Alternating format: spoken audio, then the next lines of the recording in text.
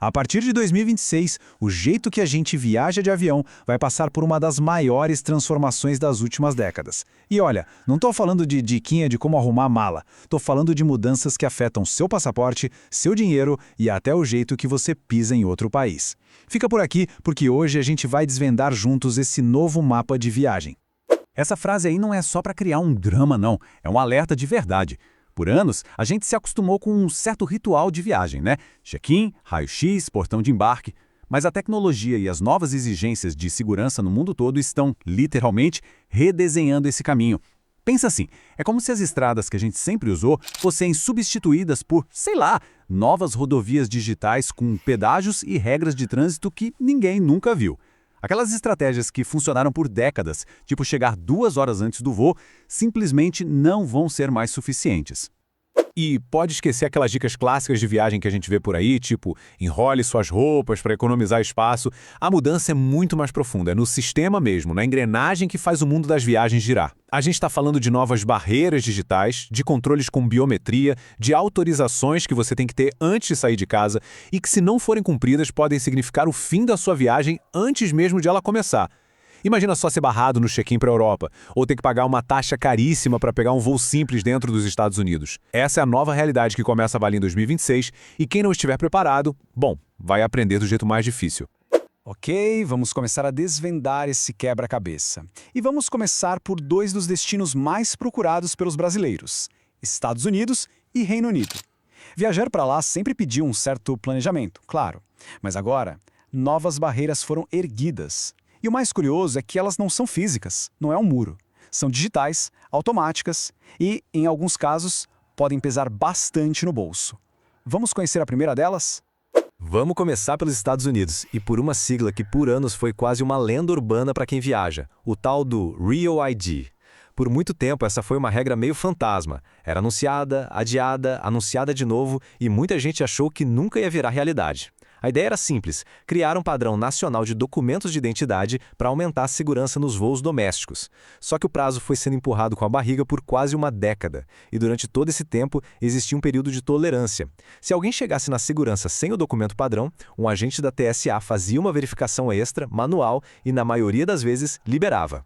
Bom, essa colher de chá acabou de vez. E o que acontece agora se, por exemplo, um turista brasileiro fazendo um voo de Orlando para Nova York chegar na segurança sem um documento aceito como passaporte? Bom, aí prepara o bolso. A partir de agora existe uma taxa oficial, que não é reembolsável, de aproximadamente R$ 230 por pessoa. A justificativa oficial é que esse valor cobre os custos da verificação de segurança adicional. Mas vamos ser sinceros. Na prática, é uma multa por não estar com o documento certo. É uma taxa para poder ter o direito de passar pela segurança. E agora, a gente chega na parte mais inacreditável e frustrante dessa nova regra. A pessoa pode pensar, ok, é caro, mas eu pago a taxa e resolve o problema, certo? Errado. Pagar esses R$ 230 só te dá uma autorização temporária, que dura pouquíssimos dias. Agora, imagina o cenário. Alguém está em Las Vegas, paga a taxa para voar para Los Angeles. Curte a Califórnia por uma semana e, quando vai pegar o voo de volta, descobre o quê? Que a autorização temporária já expirou. O resultado? A pessoa é forçada a pagar a taxa de R$ 230 de novo. É um verdadeiro ciclo vicioso feito para pegar os desatentos. Parece até pegadinha, mas não é. Felizmente, para evitar toda essa dor de cabeça e esse gasto absurdo, a solução é surpreendentemente simples, mas exige uma mudança de hábito. A regra de ouro agora é a seguinte: para qualquer voo dentro dos Estados Unidos, não importa se é uma ponte aérea de 40 minutos, leve o passaporte válido. Eu sei, parece estranho andar com passaporte para um voo doméstico, mas ele funciona como um coringa. Ao apresentar o passaporte, a pessoa simplesmente não entra nesse sistema de verificação e de cobrança. É o documento universal que livra qualquer um dessa armadilha. Agora vamos cruzar o Atlântico. Se o destino é o Reino Unido, seja Londres, Escócia ou Irlanda do Norte, a regra também mudou, e a palavra-chave aqui é automação. O país agora exige uma autorização eletrônica de viagem, a chamada ETA, que é vinculada digitalmente ao passaporte. E a partir de 2026, o sistema é totalmente automatizado e por isso implacável. Imagina a cena: você chega todo feliz para o check-in, mas esqueceu de pedir essa autorização. O atendente da companhia aérea tenta emitir o cartão de embarque e o sistema simplesmente mostra uma tela vermelha, bloqueado. Não adianta conversar, não adianta explicar, não há o que o ser humano possa fazer. O sistema é o chefe. E aqui está a pegadinha que derruba até os viajantes mais experientes. Muita gente pensa assim, mas eu não vou visitar o Reino Unido, só vou fazer uma conexão de 2 horas no aeroporto de Heathrow a caminho de outro país. Não importa, a exigência da autorização eletrônica vale também para passageiros em trânsito. Para o sistema de imigração britânico, no momento em que a pessoa desembarca do avião, mesmo que fique naquela área restrita do aeroporto, ela está tecnicamente em solo britânico. Portanto, se o seu voo para a Irlanda, por exemplo, faz escala em Londres, a autorização é 100% obrigatória. Ignorar isso é passagem perdida na certa. Saindo do Reino Unido e entrando na Europa continental, no famoso espaço Schengen, que inclui gigantes do turismo como Portugal, Espanha, França, Itália, a transformação é ainda mais profunda. Aqui, a gente está testemunhando o fim de uma era. Sabe aquele prazer de colecionar carimbos no passaporte, cada um contando a história de uma viagem? Pois é, pode dar adeus. A fronteira agora é digital, e isso muda absolutamente tudo. Vamos olhar de perto essa comparação porque ela é a chave para entender essa nova realidade. No jeito antigo, o controle era artesanal. Um oficial de imigração pegava seu passaporte, carimbava uma data e pronto. A contagem dos 90 dias de permanência permitidos para turistas era muitas vezes feita no olho. Um carimbo meio ilegível aqui e uma data confusa ali tinha uma margem para interpretação. Agora, em 2026, a era da subjetividade acabou. O novo sistema é baseado em biometria. Os dados do rosto e as impressões digitais criam um registro eletrônico que é super preciso, marcando o segundo exato da entrada e da saída. Qualquer dia a mais que a pessoa ficar, por menor que seja o erro de cálculo, vai ficar registrado para sempre no histórico digital de viajante dela. Então, como isso vai funcionar na prática?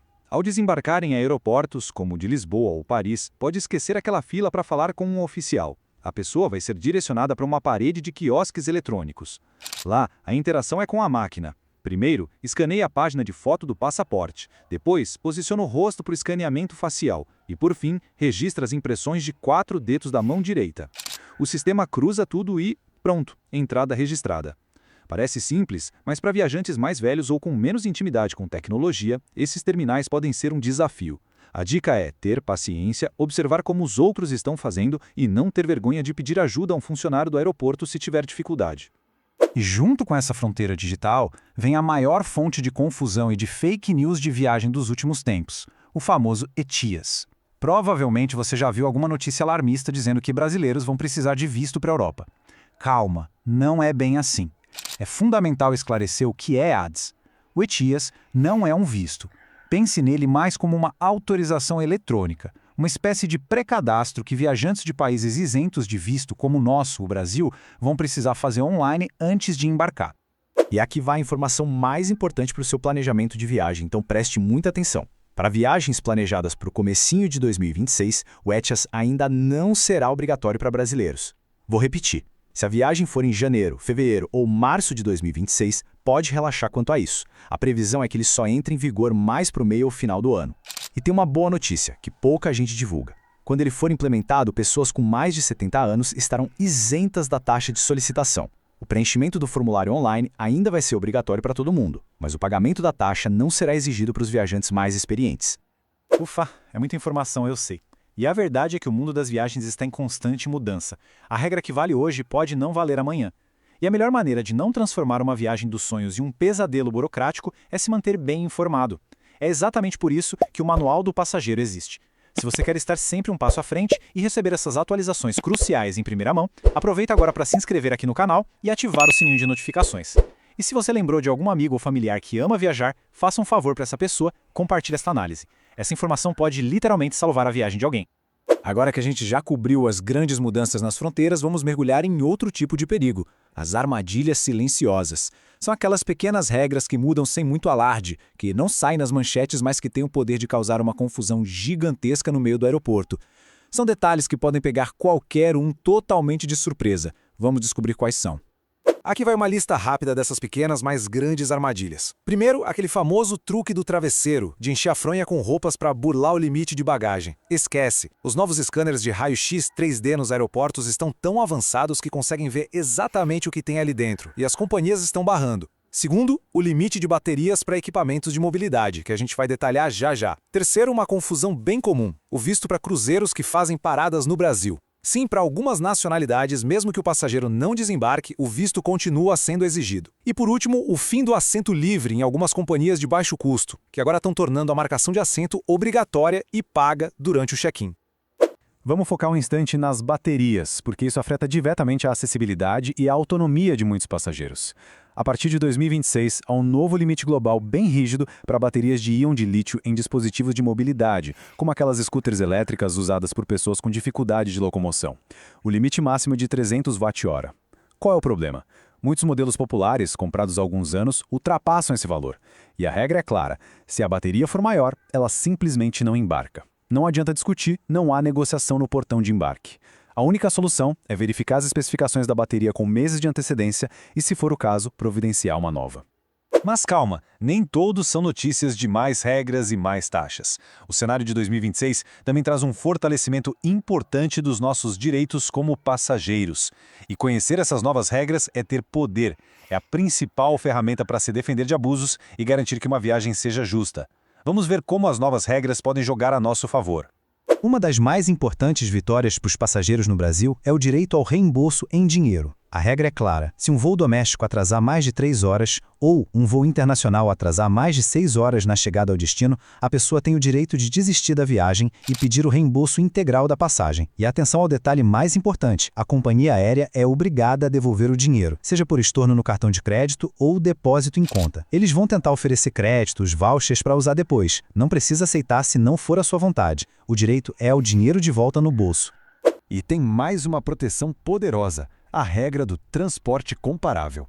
Imagina que alguém comprou uma passagem especificamente porque o avião era um modelo grande, com banheiro acessível para cadeira de rodas. Mas, na hora do embarque, a companhia aérea troca por uma aeronave menor, apertada, sem essa estrutura.